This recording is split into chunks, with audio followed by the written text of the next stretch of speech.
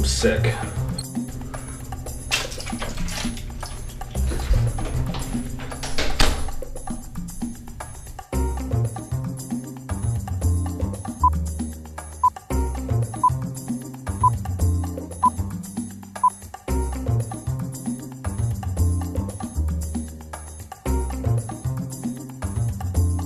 Do you own a KTM? Is your clutch cover gasket leaking? Mine is. So, we're gonna change that motherfucker. Fun story. Already changed this once with a non-OEM brand gasket, and it leaked again. So, we're gonna replace it with an OEM gasket this time, and it should, hopefully it'll work much better.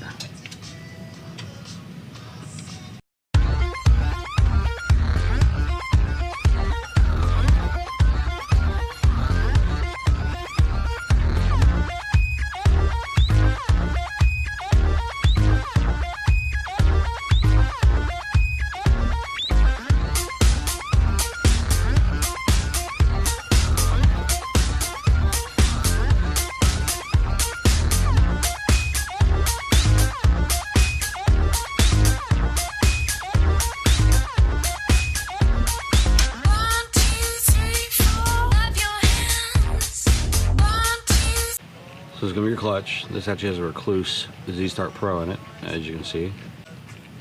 Make sure this little guy, as you saw when I pulled him off, kind of try to come out with the cover. And there's some needle roller bearings in there. Make sure they all stay back there in place where they belong. Kind of check over. So this is the Wine-DeRosa gasket that I had bought and put on, and immediately it started leaking from down here. The gasket wasn't built to the OEM specifications, so when we torqued the cover,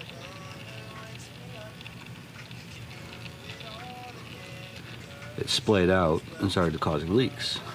I don't know if you can see the thickness difference there already, but the OEM is easily 2, maybe 3 times thicker than this aftermarket Wine-DeRosa one. So there's your reason right there to go with OEM parts. Just kind of look over, make sure your mating surface is clean. There's no big nicks in it or anything like that.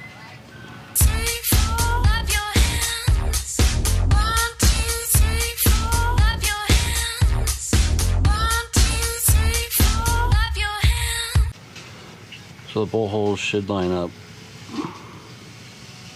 And there's 2 dowel pins that it should locate on.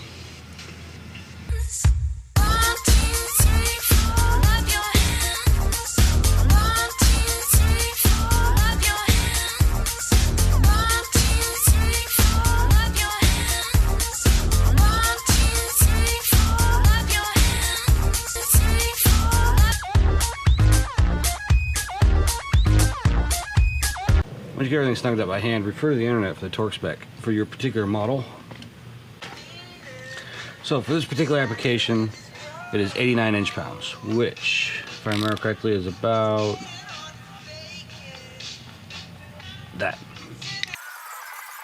The torque's important on these because it's magnesium,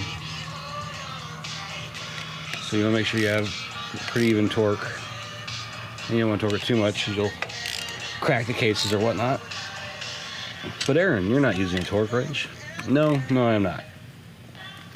I tighten so much shit every day to right around 100 inch-pounds or so. I'm pretty good at it. Plus, it's my shit, so if it's fucked, it's my fault. I wouldn't recommend that you do it to your shit, especially if you're watching a video on how to do your clutch cover. I'm assuming you should probably use a torque wrench. So just kind of wipe it off, make sure that seal's in there and not pushed out or anything. And then you go back to reassembly, which is just the reverse.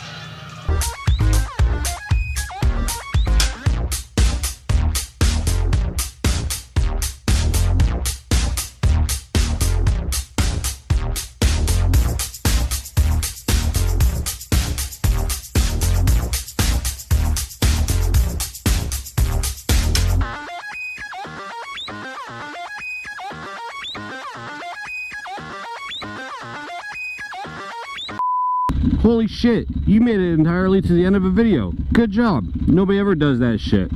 So, for your reward, you can watch one of these 2 videos here if you like what you saw.